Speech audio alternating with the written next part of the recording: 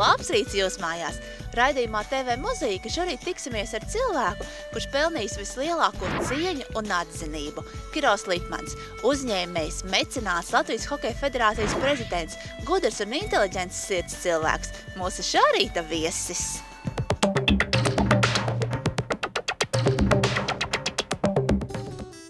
Cilvēks ar dzimto Liepāju un lielo hokeju sirdī, ar uzņēmēju tvērienu, ar neatlaidību un mērķtiecību un ar ļoti plašu dvēseli. Tā par savu absolventu un lieldraugu saka Liepājas Aleksandra Puškina 2. vidusskolā.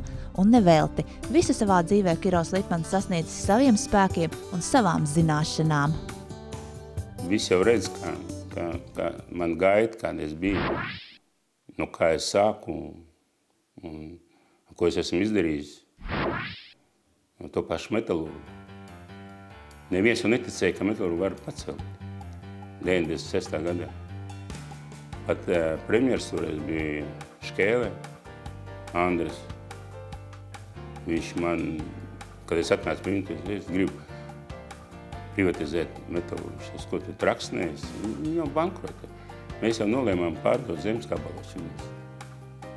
Bet man bija tāda principa pierādīt, ka varu. Tāpēc, ka varu tas nenozīmē, ka ziniet, citreiz grib, bet tu nemāku un nezinu, kā darīt. Bet man bija tāda pārliecība, ka es zinu, ko darīt. Es izgāju visu savu mūžu, ražošanā. Biju meistars, vecākais meistars, cehu priekšnieks, ilgus gadus skaitļošanas centra vadītājs. Man pieredze liela. Pēc izglītības esmu ekonomists. Man bija tas interesanti. Es sev gribēju pierādīt. Pēc metalurga es uztveru, ka es arī pacēlu Grindeks. Kad es atnācu Grindeks, bija 11 miljonu apgrozījumu, 11 miljonu un 9 miljonu parādu. 9 miljonu parādu Latvijas. Par kaut kādu tur peļņu vispār nebija runa. Es īsā laikā ieguldīju liels, protams, līdzekļus, bet man tagad tuvojas pēc 100 miljoniem apgrozījumu. Jūs varat iedomāties, pēc 100 miljonu apgrozījumu tuvojās. Tā arī sportā. Jūs jau ziniet, ka 2006. gadā neviens neticēja, ka būs pasaules čempionāti. Ar manim neviens negribēja runāt. Pat premjeras, tā kā mans draugs, viņš man pateica, zini ko, Kiro, tu vairāk pie mani negriezies pie tā. Pasaules čempionāti, ja tu gribi taisi, ja tu negribi netaisi, tu skaties, kas notiek, viss ir pret tevi, visi ir pret hokeju, nevienam tas nav vajadzīgs, un kas tikai nebija, kā man tikai nenosauga. Es vispirms ļoti uztraucos un gribēju vispār, man pietiek viens zvans ar federāciju un ar lielu prieku citu valsts pārņemt to pasaules čempionātu. Bet es sāku tā filozofēt pēc sevis. Maziņu valstīm, ambīcijas ir liela, skaudība ir vēl lielāka. Ko tu gribi no tāda valsts, ja tu pats sev nevari pierādīt? Tad es pieņemu lēmumu, ka es pierādīšu pats sev. Protams, vēlāk jau sāk palīdzēt un bija izmaiņas, kad jau redzēju, ka tas ir reāli. Bet vai tā varēja darboties? Tieši otrādi, mana uztvere, ja premjeras, tad viņam bija jāsavāc visus savus ministrs pateikt, mums jāapvienojas, mums jāpierāda pasaulē, ka neskatās to, ka mēs esam maz valstīm, bet mēs esam spējīgi uz lielam darbam. Tādēļ saprotu vadītājs, tādēļ saprotu, kā var visu izdarīt. Mēs visu varam izdarīt. Ja vēlmi ir un ja prāti ir, visu var izdarīt. Es saku, visi jau var runāt, ko grib. Es jau pa metalurgu nepavēlu dabūju 3 zvaigžņu ordeni. Es uzskatu, tā ir tiešām man nopelns. Ilgus gadus vadot Latvijas Hokeja federāciju, nemitīgi lūdzot valsts atbalstu un ieguldot savus līdzekļus, izdevies noturēt hokeja valstsvienības pozīcijas pasaules līmenī un nemainīgu Latvijas līdzjutēju mīlestību un uzticību hokejam. Hokejs 3 reizes bija olimpiāde tikuši. Tas vispār ir unikāls gadījums, ka tāda maza valstī kā Latvija, kur drusku vairāk par 2 miljonu iedzīvotāju. Hokejs ir tādā līmenī, un to atzina visu pasauli. Gan kanādieši, gan amerikāņi, gan skandināvu valsti. Viņi uzskata, ka mēs esam liela hokeja valsts. Bet, protams, ka tagad mēs atkal cīnīsimies, lai 4. reizi tiktu uz olimpiādu. Un būs kvalifikācija turnīra februāra mēnesī, kur ļoti nopietni gatavojas arī mūsu pretinieki. Tie ir kazahi, franči, tad vai Ukraiņi, vai Polija. Viņi savā starpā nospēlēs novembrī. Un tad zināsim 4. pretinieku mūsu. Protams, ka ir daudz jautājumu, ļoti maz finansējumu, ļoti maz to, ko valsts šodien finansē, praktiski jāmaksā gandrīz vēl pa maz trenerim, vecākajam mūsu nacionāla izlase. Ja tā tālāk turpināsies, es jūtu, ka mēs ilgi neizdzīvosim. Nevajag aizmirst, ka mums arī U18 ir A grupā, U20 ir A grupā. Vai to mēs varam izvilkt? Diez vai, ja tā turpināsies tādu finansējumu. Mēs pēdējos 3 gados mums samazināja finansējumu 3 reizes. Tad kur mēs tālāk iesim? Par kādu attīstīšanu var iet runa? Ne jau tikai par hokeju un sportu iet runa. Latvijas ekonomika, tautsēmniecība, sfēras, kas jāattīsta, lai mēs dzīvotu labklājīgā valstī. Es esmu pārliecināts, ja ar šo valsti būtu pareizi strādājuši mūsu vadība, valsts vadība, no paša sākuma, no pirmās gadas, neatkarības gadas, mēs šodien dzīvot daudz labāk nekā tie paši Šveici. Mēs dzīvot tā, kā Singapūra dzīvo. Tāpēc, ka tāda geografiska stāvokļa, kāda Latvija ir, nevienai valstī gandrīz nav. 3 osti, meži, kas tikai te nav. Cik mums bija ražošana? Lielākā ražošana Baltiju valstī. Mēs neko nenoturējam, neko neizmantojam. Mēs uzskatām, ka mēs esam neatkarība valsts. Bet mana uztverē, protams, ka subjektīvi, zem liela jautājuma, vai mēs esam neatkarīgi. Zem liela jautājuma. Mēs nevaram sev parādīt, ka mēs esam neatkarīga valsts. Nevienam. Un tāda lielie valsts kā Vācija, Franči, Spānija, Lielbritānija. Vai viņam mums reiķināt? Mēs viņiem ir vajadzīgi tāpēc, lai būtu tikai tā skaitļi. Un tagad 27 valsts ir neatkarīgi. Eiropa valsts, tā teiksim. Tikai priekš tā. Ko mēs tur dabonām, bišķīt to Eiropu naudu, mēs paši varējām to visu nopelnīt un paši to visu izvilkt, ja mēs pareizi strādāt. Vajag sev pierādīt. Vajag neiet lūgties. Labāk, lai iet pie mums lūgties, ne mēs ejam lūgties. Tas ir viens moments. Un otrs moments, es domāju, ka jādomā par tiešām, kur varētu līdzekļi nākt. Mums jau ļoti maz valstī. Tikai no ražotājiem, galvenokārt. Un tāpēc jāattīst ražot ļoti steidzīgi un ļoti svarīgi tas ir priekš kādu maziņu valsti. Nekautrēties dod, meklēt investorus un ieinteresēt, lai viņi būtu. Es vienmēr domāju, es biju Singapūra ļoti daudz reizi, un es runāju to diezgan augstā līmenī ar cilvēkiem. Tur jau bija vispār nekas nebija. Tuksnes. Un atbraukuši pavisam cilvēku, pavisam nabagu. Kam aiz muguras nekas nebija. Un tas vadītājs, kas to vada viss, Singapūra tas ir viena pilsēta tikai. Un viņš mācīja, viņš arī tur ost bija, viņš mācīja, viņš vispār pieņem lēmumu 5 gadu vispār neņemt nevienu centu nodokļus. Visiem tiem, kas ir gatavi ieguldīt līdzekļus. Šodien, ja paskaties tā iela, tur Singapūra centrā iela, visi marmori, visi, gan pat tu vari apsēsties uz marmora krēslu tur. Mācēt, tas ir ļoti svarīgi mācēt. Tur arī viss nabaga bija. Tur nebija nekāda investīcijas. Viņi paši to visu sameklēja. Es domāju, ka mums situācija nav tik bēdīga, mums situācija ir daudz labāka.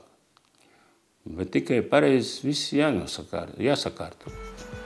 Lai būtu interesi priekš mūsu valsts. Un ja mēs to sapratīsim, Es domāju, ka mēs varam ļoti daudz ko izdarīt. Nemaz nešaubos. Liepāja ir Kiro Lipmana dzimtā pilsēta, un tieši šeit Liepājas Aleksandra Puškina 2. vidusskolā gūtas pirmās zināšanas, un arī šodien Kirovs Lipmans ir skolas lieldraugs. Jau uzziedējuši rudens ziedi, un šos rudens ziedus pēc pavisam neilga brīža saņems mūsu skolotāji.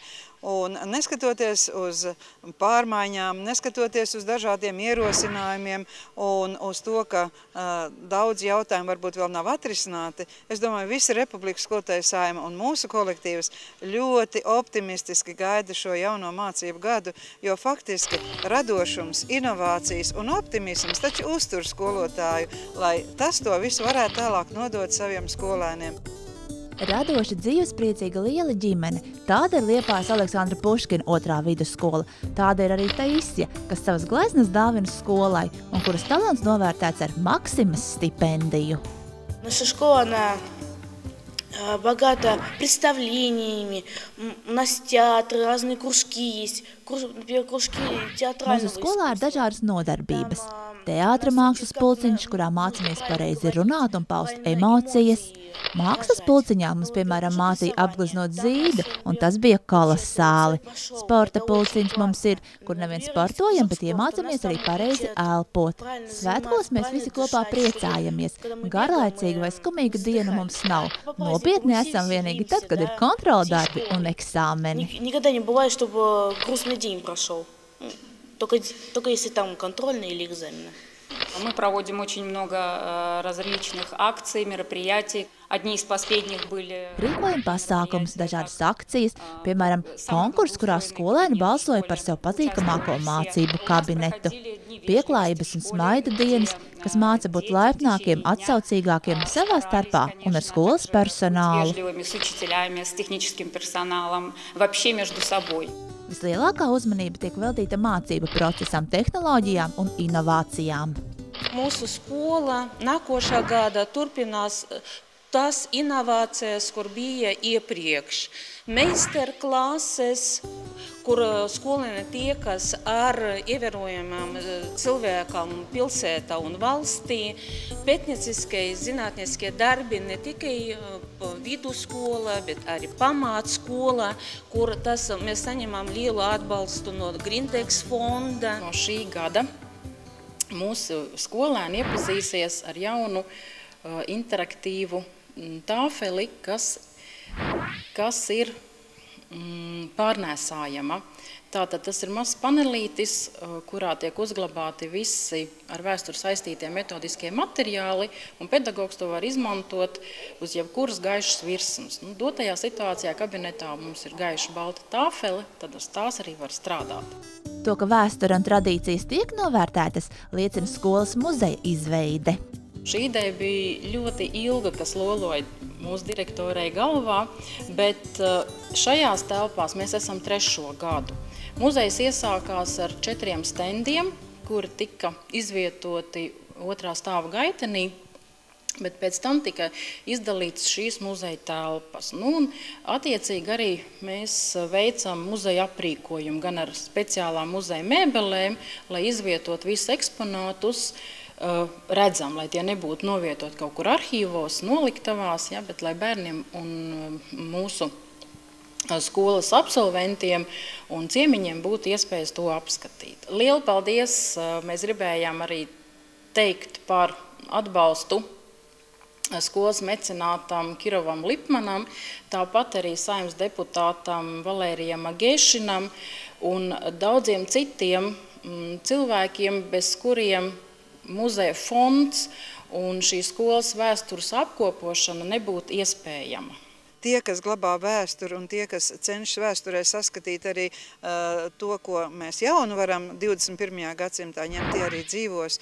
Un tieši šī te dinastiju un paudžu sadarbība, paudžu stiprums un arī mūsu apziņa, ka esam Liepājas pilsētā Puškina vārdu nesam, ka mums ir ļoti daudz sadarbības partneru, apziņa, ka mums tic Kirovs Lipmans, apziņa, ka mums tic mūsu sadarbības partners Liepājas Metalurgs, kurš šogad atzīmē 130 gadus, apziņa, ka mums tic vecāki un savus bērnus šeit atvedot uz mūsu skolu saka, mēs jums ticam, mēs gaidām, ka viņi tālāk aizies dzīvē. Un lūk, 4. septembrī nodosim atvēršanai grāmatu Liepājas A. Puškina 2. vidusskolas dinastijas pasaules ceļos. Un tas izsaka šo te profesionalitāti, tas izsaka šo te mūsu kolektīvu saliedētību, tas izsaka prieku mācīt, prieku mācīties un prieku saņemt, dodot. Jo tikai dodot saņemtais var virzīt uz priekšu. Un šo grāmatiņu ir finansējusi, un mēs sakām mīļi, paldies ar visiem pasaules ziediem mūsu Kirovam Lipmanam, mūsu skolas patriotam. Grāmata ir arī skolas paldies Kirovam Lipmanam par nesautīgo atbalstu.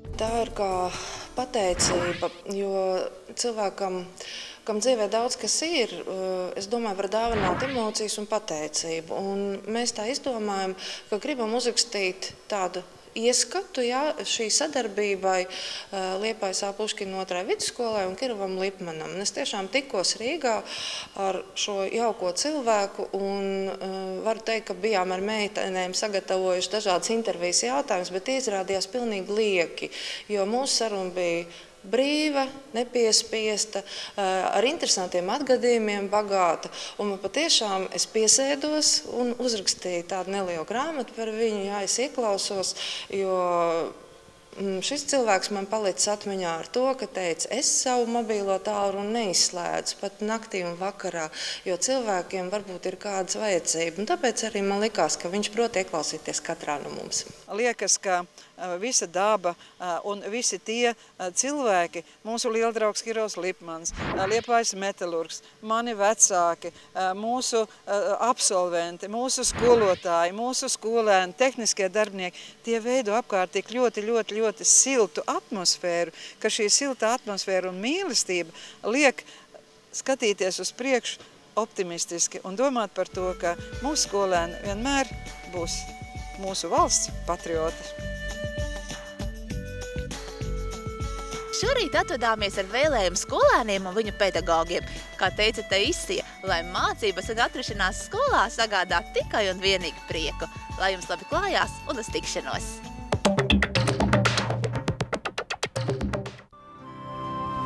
Šobrīd